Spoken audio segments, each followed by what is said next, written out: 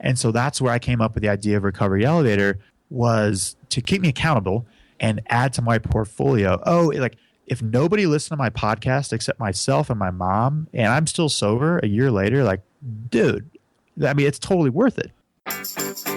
It's time for the Share Recovery Podcast, where we bring you amazing life-changing success stories from addicts and alcoholics all over the world who share their inspiring journey in recovery. And now, here's your host, O. On episode 36 of the Share Podcast, we have a special guest, Paul Churchill, the host and the founder of the Recovery Elevator Podcast. He's about to take us through his horrific battle with alcoholism and drugs until today, where he holds himself accountable by committing to produce a weekly podcast every Monday on the Recovery Elevator Podcast. Join us now. But first, a message from our sponsor. Sober Nation is the largest online recovery community and treatment resource center. They provide treatment resources to those struggling with addiction, as well as to the family members who are caught in the crossfire. On top of that, Sober Nation is a huge community of good people who share their experience with each other. They have informative content, recovery and addiction news, as well as an entire clothing line which helps expand the culture of recovery. They can easily be found at www.sobernation.com. Sober Nation is putting recovery on the map. And if you're looking for more than just one recovery-related podcast, I've got two for you. The Recovery Elevator and That Sober Guy. On Mondays, you have Paul Churchill with the Recovery Elevator Podcast. On Tuesdays, you have me, O, with the Share Podcast. And on Fridays, you have Shane Raymer with the That Sober Guy Podcast. Tune in every week and add us to your recovery portfolio. HP, baby. And after this interview, if you enjoyed listening to the Share Podcast, please leave us a rating and review on iTunes or Stitcher Radio. This will ensure we get ranked well on these networks, and that means more people will easily find the Share Podcast. This is the best way to show your support and help us grow. You can also find the Share Podcast on Facebook, Twitter, Google+, YouTube. Go to any one of your favorite social networks and type in the Share Podcast. Remember to spell share, S-H-A-I-R, and the Share Podcast will come right up. So make sure to follow us on all of your favorite social networks. And finally, if you would like to make a donation to the Share Podcast, you can do so using PayPal. The entire amount of your donation will go towards maintaining and growing the show. On the top right corner of the website, you'll see a donate button. Just click on it, and this will take you to the page where you can make your donation. By donating only $5 a month, you can help support, maintain, and grow the show. Thanks again for helping the Share Podcast become a huge success. Now back to the show. Hey, Paul, thanks for joining us. Hey, O, thanks for having me. All right, buddy. It's great to have you on the show. How you feeling? I'm feeling good. Excellent. You ready to get started? Yes, sir. Let's do this. Let's do this. Okay, folks, today we have a special guest appearing on the Share Podcast, Paul Churchill, the host and the founder of the Recovery Elevator. It's a very popular podcast on iTunes and Stitcher Radio, so let's dive right in. Paul, tell us about how your life is today. Take us through your normal daily routine, including recovery, and tell us a little bit about the Recovery Elevator. Yeah. Oh, first off, thanks for having me. Phenomenal podcast. Subject matter is something that we are both very passionate about. So how was my life today? Well, on September 21st, 2015, it's okay, right? I'm not going to come on here and you know, oh gosh, it's freaking awesome, because it's just okay right now. And we will get into that later. But the majority, it's fantastic, right? If I were to take the whole year, it's been fantastic. And I can attribute that to one thing. That would be sobriety. I just hit 1 year of sobriety on September 7th, 2015. So yeah, 2014, September 7th was my last drink. And as a whole, you know, after I got to like 3, 4, 5, 6 months, man, shit just started to get better. And it was it was incredible. Yeah. What a surprise. Yeah, no kidding. So hobbies, just go to this stuff real quick. I'm 33 years old. I live in Bozeman, Montana. I'm your average Joe, right? I've got a dog. We go on a lot of hikes. I like to work out. I am social. I like music. I'm an entrepreneur. I like to think of a lot of fun business ideas. Most of them don't work, and I'm just trying to do it right and maintain a life where, like, last summer, I didn't even know if I'd be around. And that is where I had to get away from. And that's where the whole podcast, the Recovery Elevator, came from. It is a podcast to create accountability. And that was key in my sobriety. And accountability is basically the pillar of my sobriety, which got me to a year, because I woke up in the morning hundreds of times. I'm sure listeners out there can listen to the similarities of me saying that. I would wake up hundreds of times and say, I am done drinking for the rest of my life because A, my head is pounding. B, I don't know what happened the last 4 days, 3 days, or whatever. So I'm done drinking, and make this positive affirmation that I am done. But then 5 hours later, 6, 7, 8 hours later that night, not only am I drinking, I'm shit-faced and on that train to not being able to stop. And so that is where the Recovery Elevator podcast came from, is like, look, I need more help to quit drinking. I simply couldn't stop last summer. I just couldn't. So I started this podcast. It was kind of a crazy experiment, as you talk about the percentages of staying sober. But, here I am 1 year and almost 2 weeks later, sober. Well, and like I mentioned to you earlier, it's very bold, very brazen, took a big risk starting a podcast in your first year in recovery. They always tell you, don't make any big changes in your first year of recovery. And I would say that, starting a podcast is big. But I'll tell you what, man, it's worked for you, because here you are a year later, clean and sober. A lot of it has to do with that. Has to do with the podcast, and that's freaking awesome. I love it. You've got a great thing going over there, and more importantly, you're doing service. You're carrying the message. Well, thank you, and I agree with you that you don't want to do anything big in your first year of recovery, and I've heeded that advice for the most part. But I knew what was going to happen in my life when I got 4 months or 5 months or 6 months of sobriety, and things get really busy. And because my recovery, I'd be like, you know what?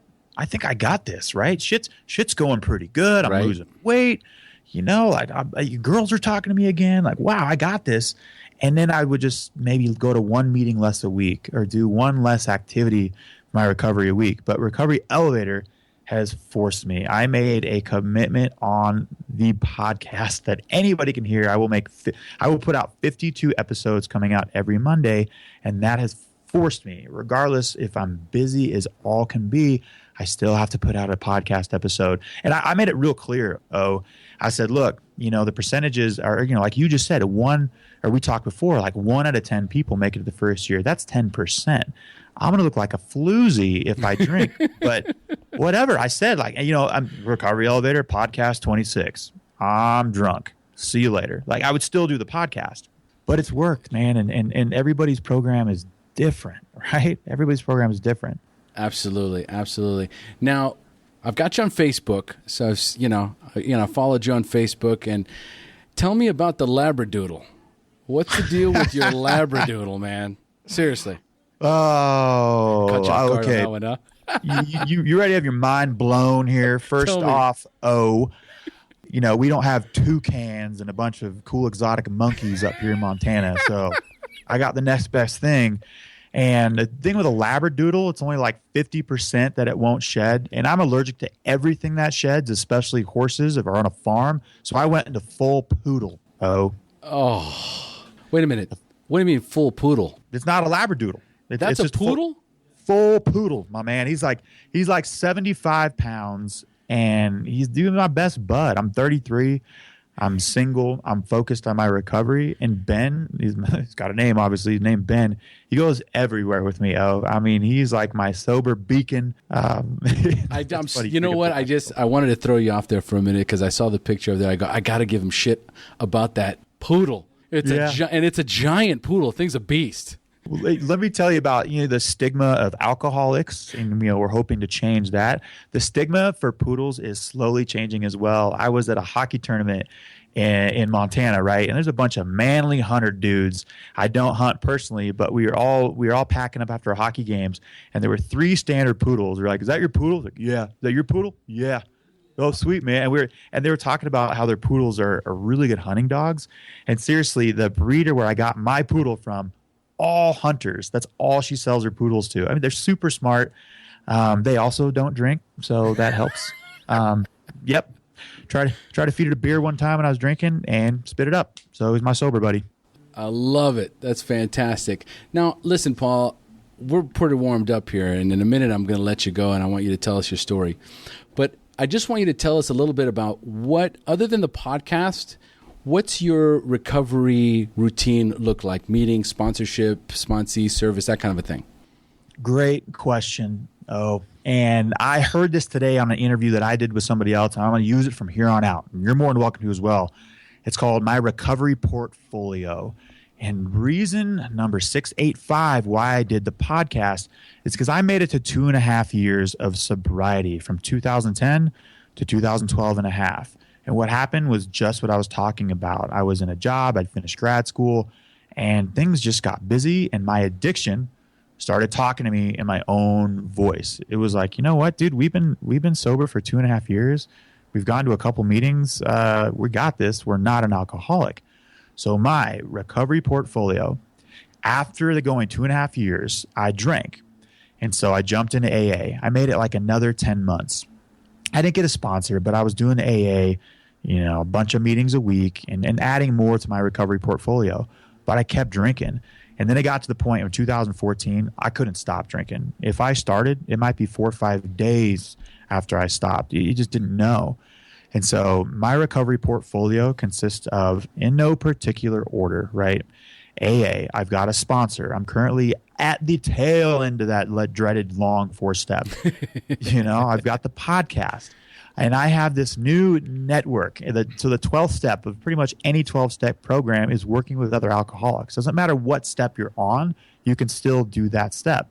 So that right now, this is part of my portfolio, is doing this interview with you. It's working on Facebook with other alcoholics, people that I've never met across the entire world. A lot of it is other podcasts. You've got a killer podcast, and I'm not just saying it because I'm on your podcast.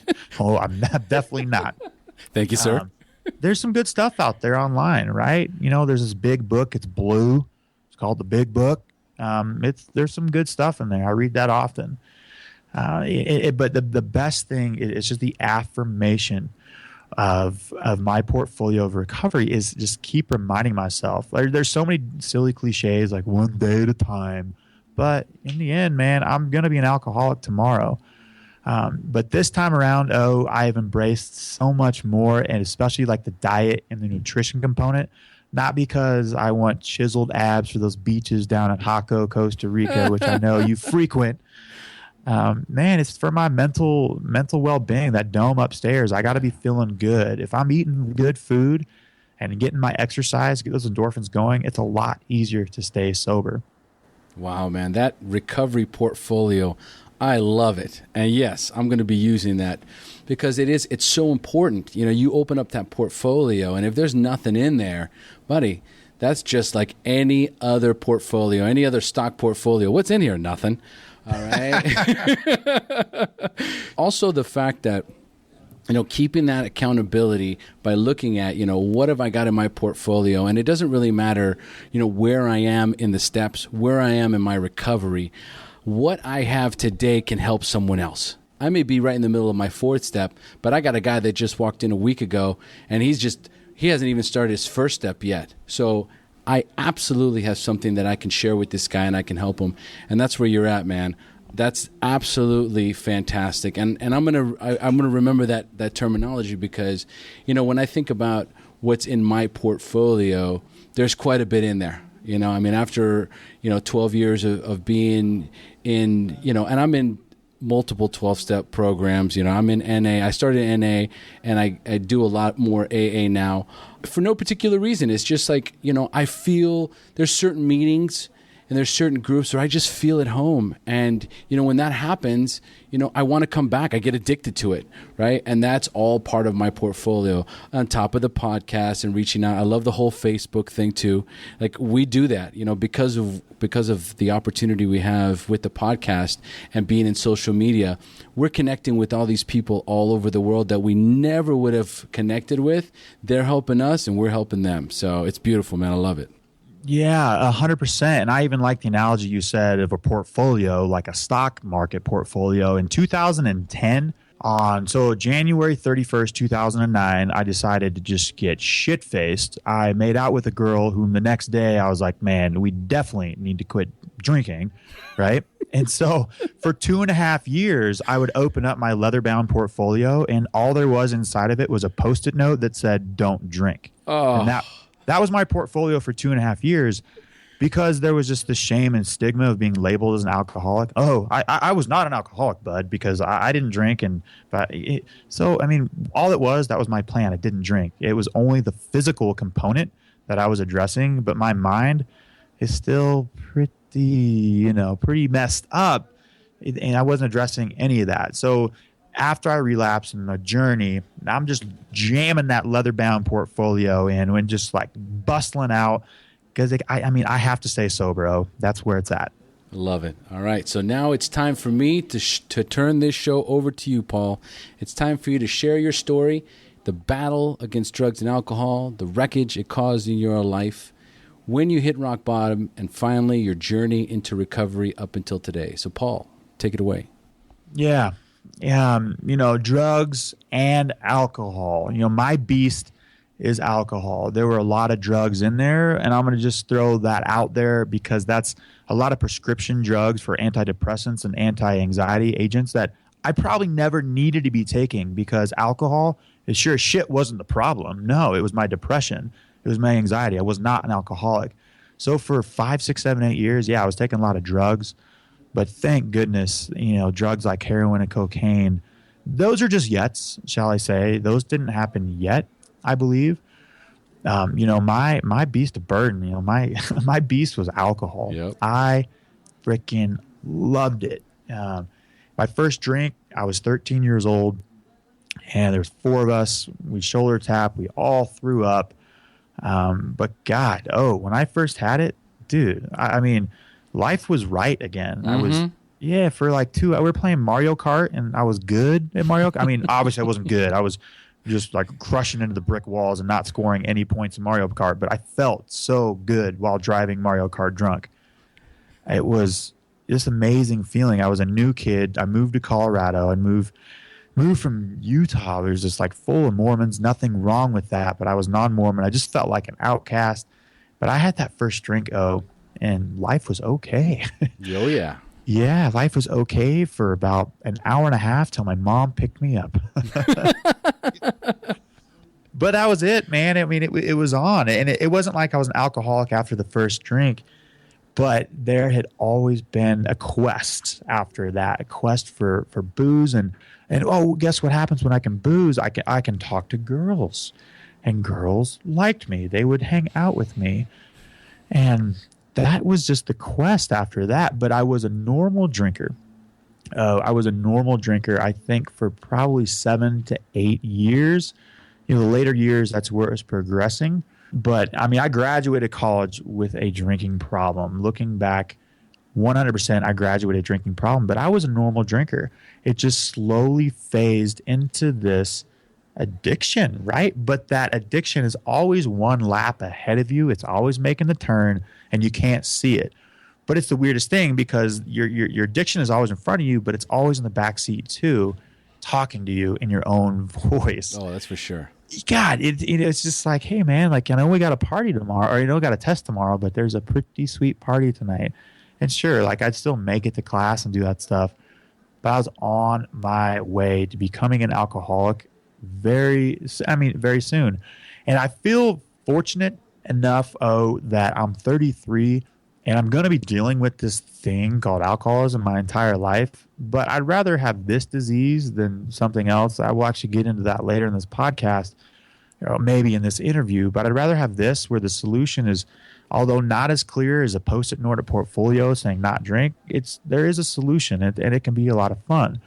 But back to that story, really where the recipe for disaster hit was me being an entrepreneur. I graduated college, and within a week after graduating college, I had the idea of going and opening up a bar in Spain. I love it.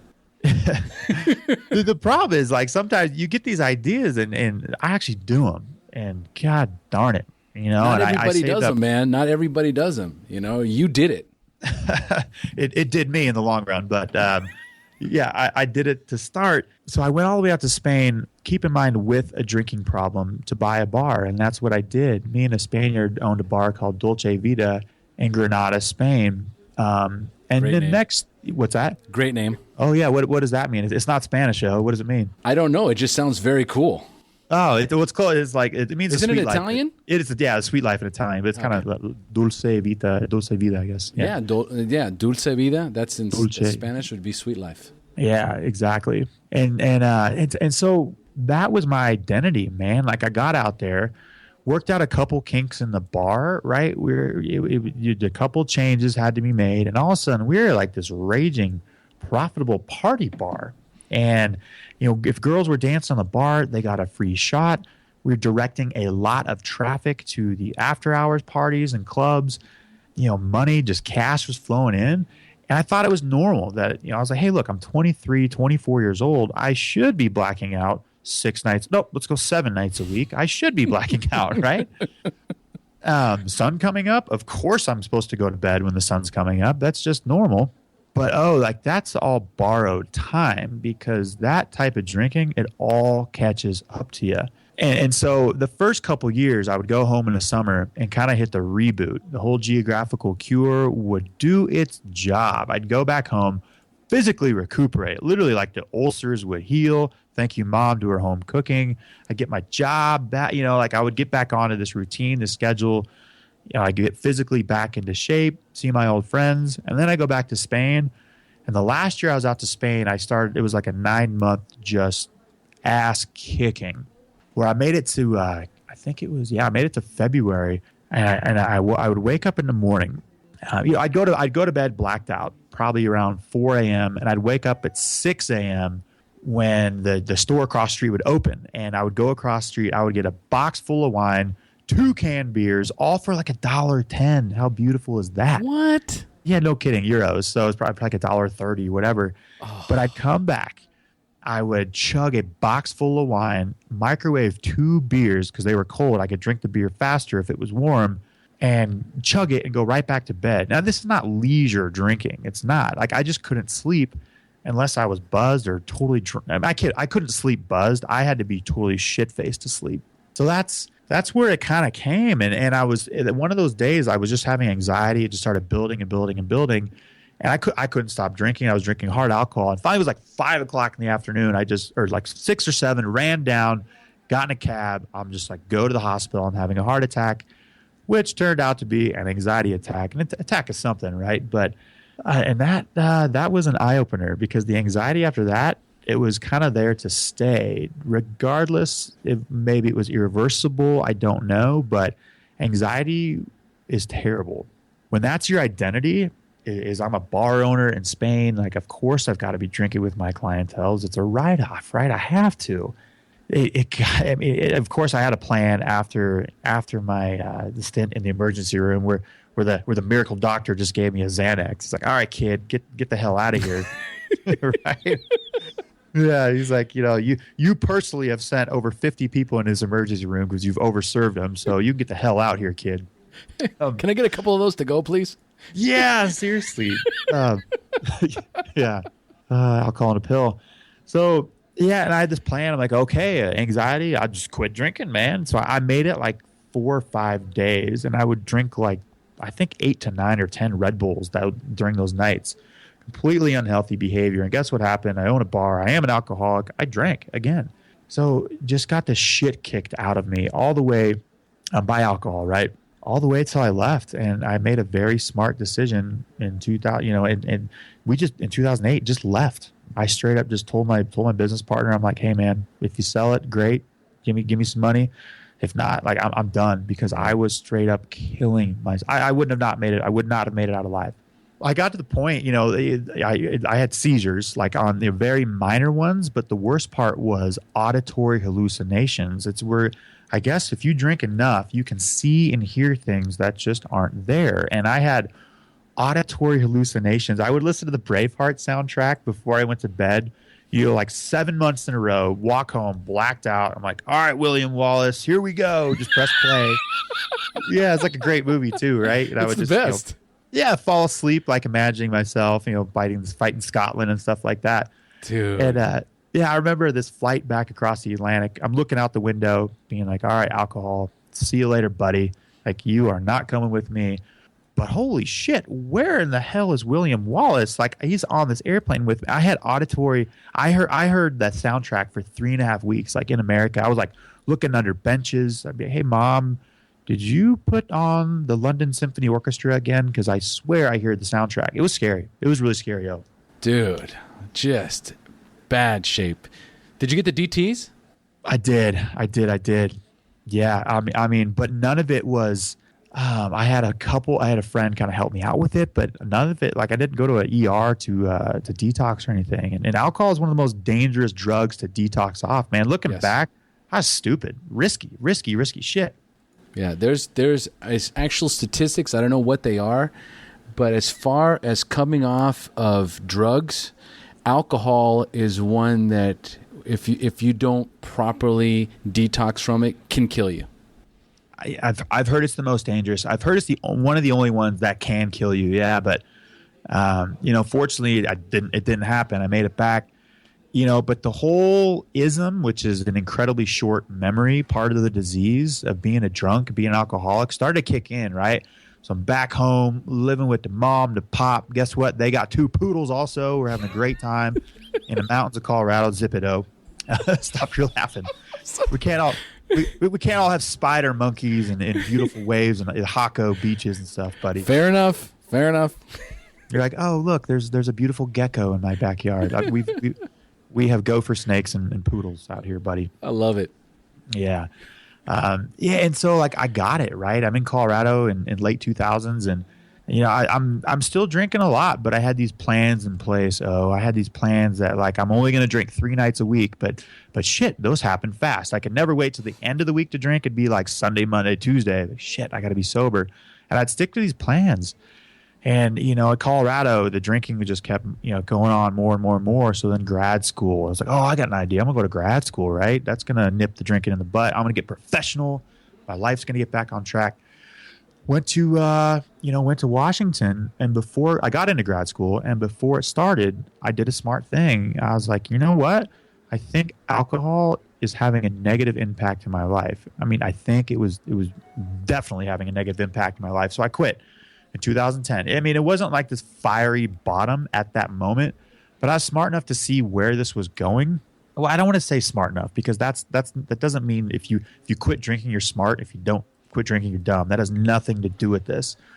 But I decided to give it a go. Man, it felt pretty good for a month, so I decided to go 2 months. And I just rocked that plan, that portfolio of not drinking for 2.5 years. But I'm not an alcoholic. Come on, don't give me that. Don't give me that jazz. I'm not. Not if you can go 2.5 years. No way, man. Like, I got a buddy who didn't drink for Lent. He's not an alcoholic. Get out of town, man. He's good. So made it 2.5 years, but gosh, this is where the whole beast of alcoholism, this line I heard one time, I was like, if that's the case, I'm done. It's like, you're an alcoholic if when you quit drinking, your life doesn't get better. And that is a conundrum. It's so effing baffling. But, my life got better. I was on a pink cloud. But after like a year and a half, I was like, oh, shit. Like, what is wrong with me, right? I am sober, but like life should be getting better.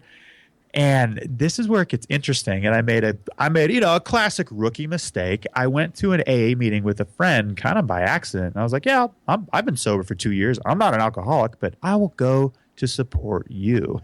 So I love it. Yeah. And this is the classic rookie mistake. I listened to the differences not the similarities. Just in that meeting, it was like a drunkalog, right? I heard bankruptcy, prison, fiery car wrecks, DUIs, bankrupt, like all this stuff, divorce.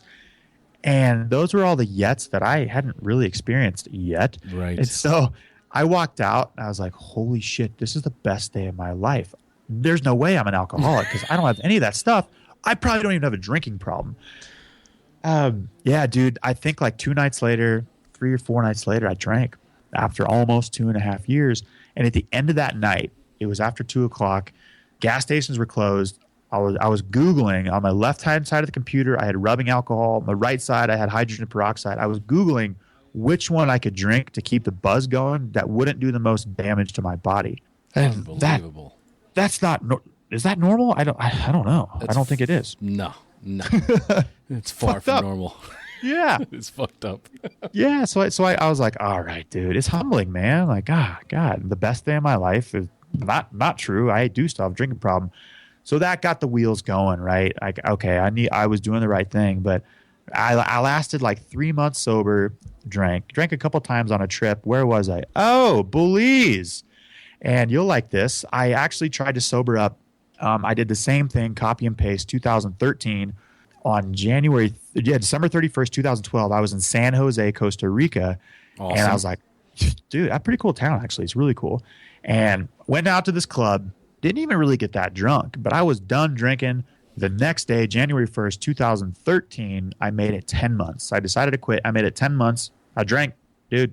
I drank. And that is where like an 8-month binge went on. Almost a year-long binge went on because, I mean, I say binge, it wasn't straight. I would get like 30 days of sobriety, and then, you know, I'd be at a bar and some girl would be like, hey, you want a shot? And just before I could even be like, dude, you've been sober for 30 some odd days.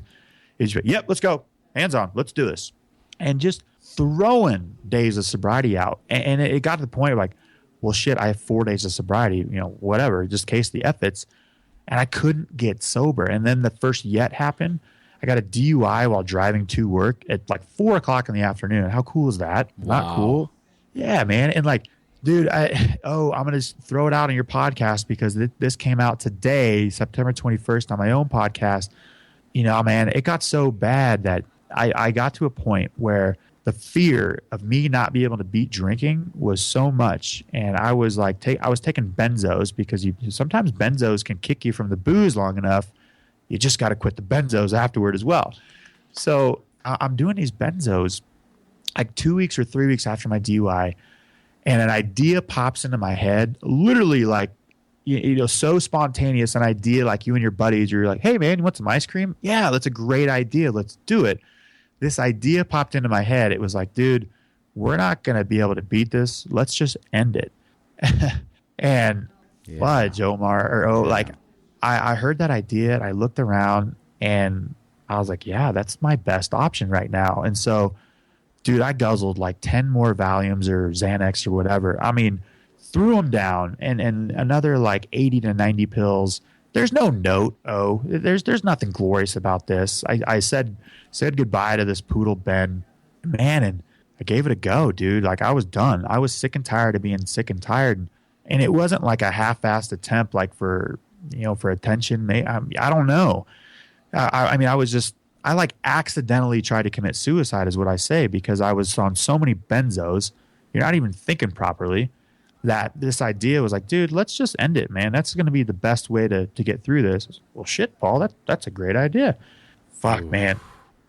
Dude, I mean, and it wasn't like I woke up the next day and called my mom or my brother. I woke up the next day and I was just like, oh, fuck, dude. Like I'm still, like I didn't jump up in the air and like, oh my God, I'm alive. Like just the opposite. I was like, damn it, man. Like, I'm still in this fight. I still have things to do today that I don't want to do. And I'm still going to have to not drink. Yeah, that was not my sobriety date by any means, but that got real, man. That got real because, I mean, in an instant, had that have worked, like I like to think I'm good at a lot of things. I'm glad I'm not good at suicide, but had it worked, man, like that's over. That's it. It's done. And there's no glory in that. I would have crushed everybody, my parents, my brother, and that's it. It's done. That's it. So that's kind of that was a severity of it, and yeah, I mean there were definitely some lows on there, and like a month after my DUI, I'm driving uphill drunk up this mountain with a broken taillight. I mean it's just ludicrous. And my plan, because we've all got plans, is like, hey, if I see a police officer, if there's a police officer behind me, I'm simply going to pull off the road and let gravity stop me. I'm not going to tap the brakes. Gravity will stop me, so I won't show them that I've got a broken taillight. Like, how ridiculous is that, O? That is, I mean, the most classic and priceless alcohol addict type thinking. It's textbook. Yeah.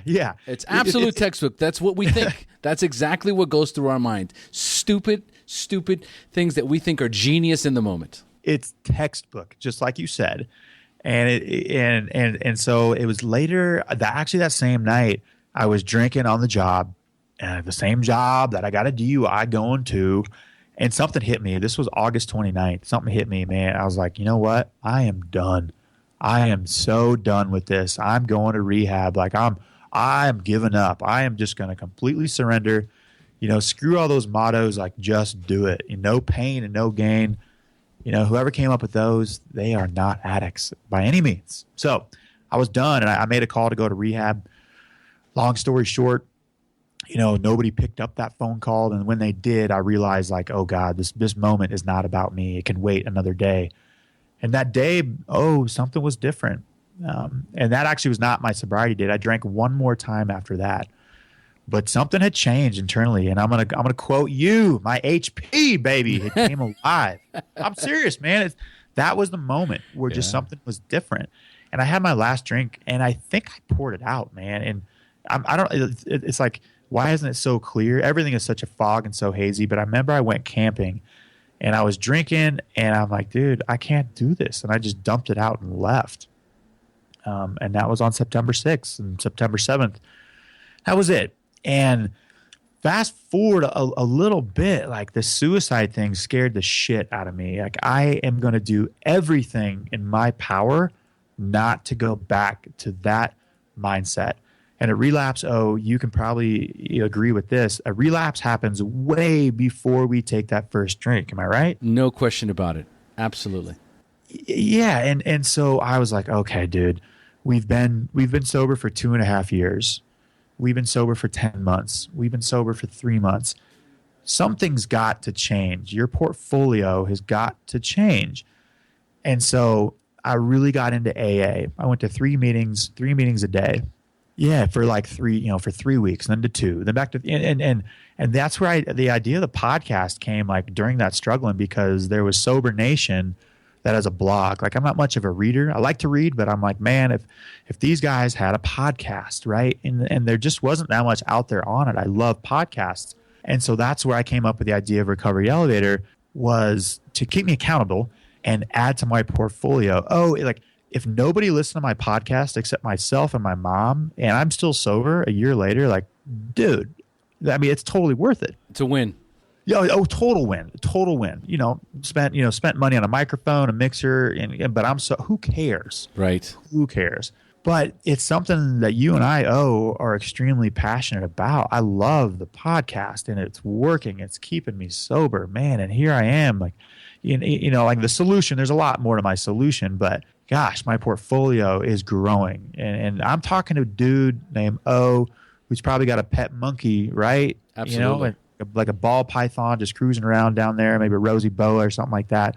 But this would never happen without these podcasts. And you and I mean, we're having a conversation that's going to help you stay sober and help me stay sober. And you got 11 years, but you also know how volatile the situation this is, right? Oh, yeah. It's just one day at a time, buddy. We only have a daily reprieve. That's it. God, it is. It's humbling, but man, and I love it, man. That's where I'm at right now. And to say today is just okay, it is. But overall, it's so much better, Love it, man. And that's your story? And I'm going to stick to it. Just kidding. All right. Well, you know what? I had 11 years when I started the podcast. I celebrated 12 years, after the podcast launch. So it's another one of those wonderful gifts. This podcast has allowed me to connect with my program, it's allowed me to take it to another level. And I know this because just like what you were talking about in your story, that accountability that you needed was the podcast. You know, you could not stay sober on your own. The meetings themselves were not what was going to keep you sober. You needed something. And, you know, as far as I'm concerned, whatever it takes is whatever it takes. And if this is your way of connecting, and now, dude, you just celebrated a year, and you've been putting out an episode, you know, every week since you launched the podcast. We launched our podcast at the same exact time, and like I told you earlier, I've been tracking your recovery, bro. You know, because we're in this together. All right, this is what we do. We're part of the same community. And, you know, we cannot do this alone. We have to do this together. There is safety in numbers, my brother. You're 100% correct, and I wish that this podcast had launched when I was in the middle of my fight, man, and my daily struggle, because the logo looks good. And what's behind the logo? It's a genuine dude with a great message that would help me get sober. And I'm not just saying that, because I'm on your show right now. I've heard your podcast. It's good stuff, man. And I'm so glad that I'm on it right now. And I'm so glad to have you on my podcast. Everything you're saying, dude, we can't do this alone. Dude, you've got it dialed in. Well, not for nothing, bro, but, you know, after being in recovery for 12 years does afford me a few luxuries, right? And when I have never gone more than a week without going to a meeting in 12 years. And that's not something that I'm bragging about. It's something that, for me, I have to do it. I need to do that. Like you were talking earlier in your story about, man, if I could pick a disease, this is the one, right? Like, yeah. I don't have, you know, any other kind. I don't have cancer, and I don't have, you know, diabetes, and I don't have these other diseases that, you know, require medication for me to stay alive. Right? I have something, the only thing I have to do is not drink or use, right? And I also have to carry a message, because if I don't carry a message, you know, eventually I will go back out and I will drink. You know, I'm for me, and I'm just speaking for me personally, you know, a lot of where this podcast came from is because I know I have to carry this message of hope to the still suffering addict and alcoholic, you know, or else, you know, I can't be selfish with this. You know, in the beginning, you have to be selfish. You know, in your first year in recovery, it's all about you. Going to meetings, working the steps, having a sponsor, staying away from people, places, and things, getting that recovery foundation going, and it has to be about you. But once you've got it, man, you gotta give it away. You gotta give it back. You know what I'm saying? Dude, with the 11 years, or 12 years, sorry, you're like Gandalf to me right now, you know. But seriously, man, Costa Rican Gandalf up there on Lake Hako or whatnot. But sorry, it's way off. But but it's different with us, because you've got the staff. Instead of saying like "thou shall not pass," man, you're saying like, "Hey, come on!" Like you are like, I want you here with me, and that's the message that you're portraying, and it's awesome. Absolutely, brother. Absolutely. You know, I was very excited when we talked. Hey, man, you want to be on the show? Yeah, I know you're about to come up on a year, so let's do this. And you're like, dude, I was just thinking about you. You're on my whiteboard for people to interview. So, you know, we're right there. We were connected before we were even connected, man, and that's HP, baby. It is. And we were talking earlier about the beauty of this, of how we're connected. And I don't want to flatter you right now, but when I first heard your podcast, like I was intimidated. And we talked a little about earlier, you know, your guests and how long they've been sober. I know I'm the one that's got the least amount of sobriety, so I don't want to taint the taint the level, you know, the notch on the old totem pole. But yeah, like when you emailed me and said, "Hey, congrats on a year of sobriety," I'm like, "Oh, dude, it's I've made it."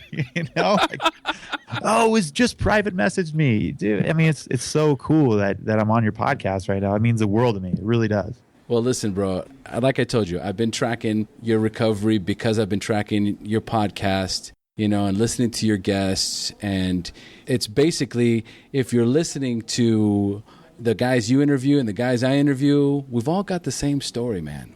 Rock hard bottoms, We couldn't escape any of those. We had to hit the bottoms that we had to hit. And then we had to find our journey into recovery. So it doesn't matter whether you're a doctor or whether you're a truck driver or a nurse or whatever. It doesn't matter. We've all been through that horrible pit of despair where we needed help and we couldn't do it alone, right? And ultimately, we found recovery, and that's what we're doing, brother. We're sharing our experience, strength, and hope with everybody, and it's awesome.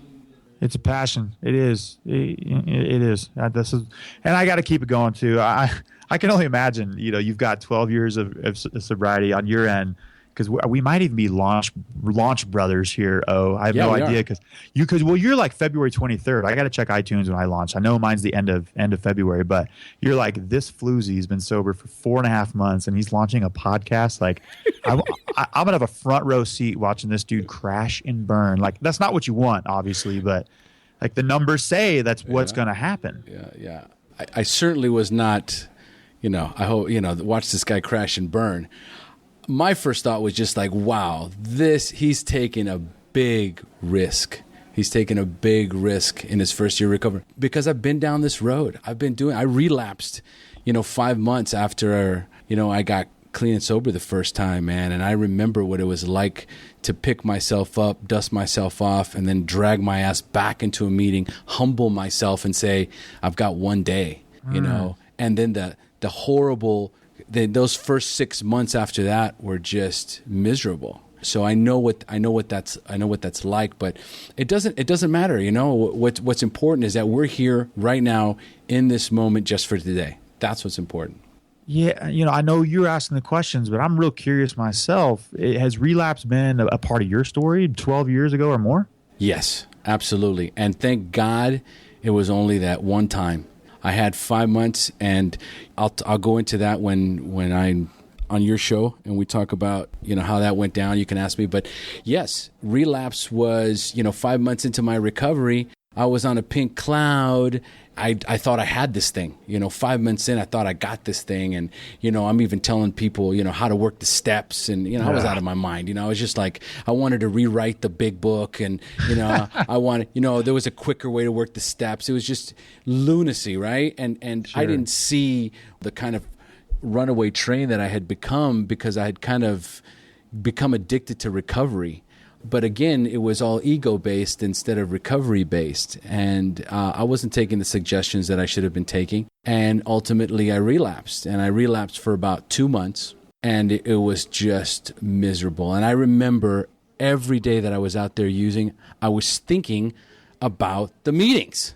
So there I was, going, like rock star partying, and I'm like, dude, I got to go tomorrow. I got to go to a meeting, and I got to turn myself in, and I got to talk to my sponsor, and I should probably call him right now. And these are the conversations I'm having in my head while I'm, drinking and using. And finally I was like, well, I'm done.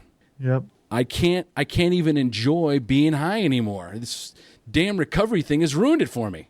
I've heard that before. Yeah, absolutely. It does. It ruins it when you go out and drink again. Yeah. And that was it. That was, that was my stint in with relapse, and I know that, coming into the rooms, like for you taking it seriously, it was probably the last time you came in, right? Yeah. Oh yeah. Yep. Uh-huh. But how many times did you try and just just go dry? Oh man. Yeah, 2.5 years, but just straight up dry. Oh, go to AA dry. Oh yeah. I'd probably been in those meetings maybe 60, 70 times. I could probably name the first and the last step, but everything in the middle was just like lettuce, mayo, and whatever, steps. Wouldn't penetrate because I wasn't ready to hear it. All right. Well, listen, speaking of which, let's close up here. Let's do, my favorite part of the show, which is the newcomer part, where I ask you 5 questions about your early recovery, and you are going to respond with inspiring and insightful answers that you can share with our newcomers. Are you ready? Oh, let's do it. I love it. Number 1, which is part of what we were just talking about. What was keeping you from getting clean or staying clean when you first got introduced to recovery? Well, there were about 1,000 reasons, but I've narrowed it down to 3. Number 1 was the shame and the stigma. My first AA meeting, I had like a hooded sweatshirt on. I think I was prancing between pine tree and pine tree, just didn't want to be seen. So there was that whole component like, hey, man, I just saw a Bud Light Super Bowl commercial. Something's wrong with me if I can't drink. The second one was my addiction is lying to me in my own voice. It would always convince me, hey, dude, it'll be different this time. Never was.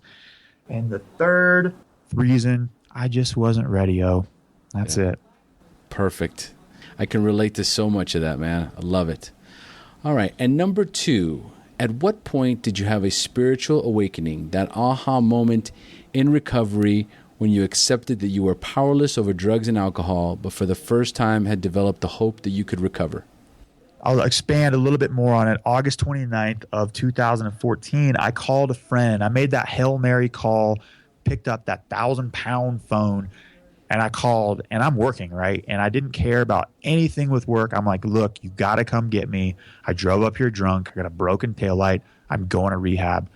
And there was just in my voice, they're like, I'll be right there.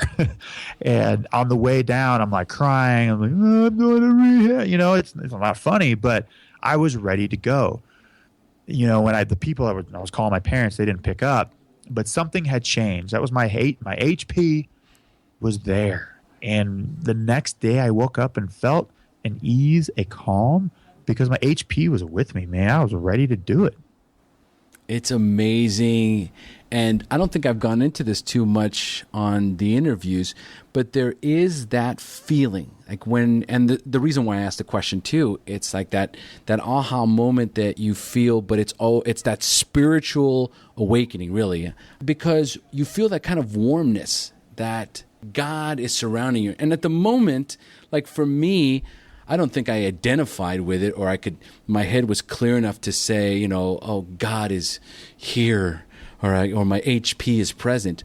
But I do remember not thinking in that moment and just feeling, right? I felt for the first time a feeling of hope, and it catapults you. And I remember one interview I had with Sergeant Sober, Clay Cuts, and he said, you know what? That fleeting moment, it's exactly that, fleeting. So what he tells people is when you get that feeling, act on it immediately, all right? Because in 5 minutes, it's gone. Yeah.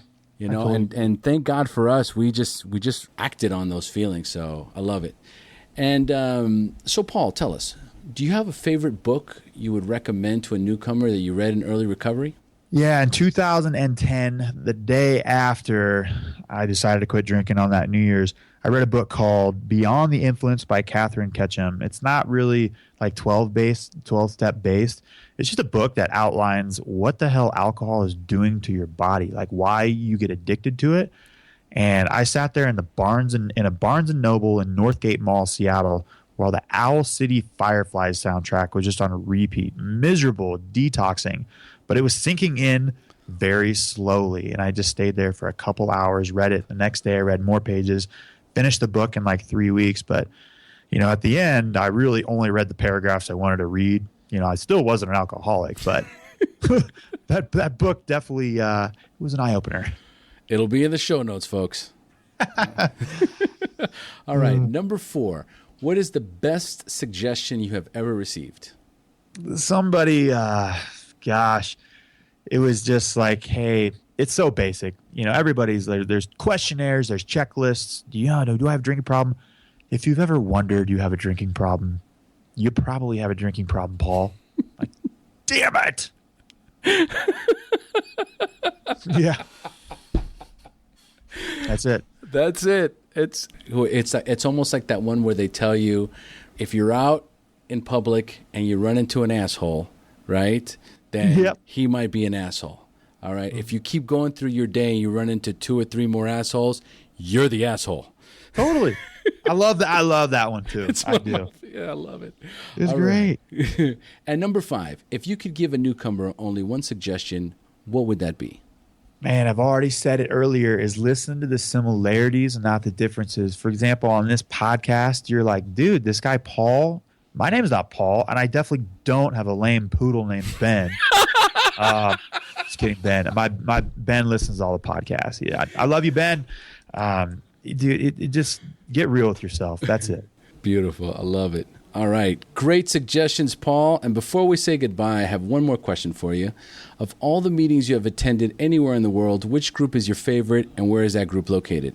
Oh my gosh, that is a fantastic question. I'm going to go with, I was in one in Cusco, Peru this year, and they're so raw, man. They're like in Cusco, Peru. If you're an alcoholic, dude, they're going to call it like the witch doctors.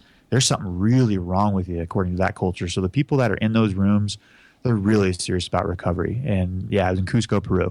Love it, man. I actually did hear that interview, right? That's pretty heavy. How much time did you have when you were in Peru? Oh, man. I think that time like 6 months, 5 or 6 months. Yeah. Wild, dude. You know what? Expect a miracle. I mean, if you're sober, you can do anything. I believe it 100%. Man, I'm right on board. If Gandalf the O says it, then I believe it. I'm on board. I'm serious. You're killing me. All right. We have now reached the end of our show. Thanks for joining us. And as we say here in Costa Rica, pura vida. Pura vida.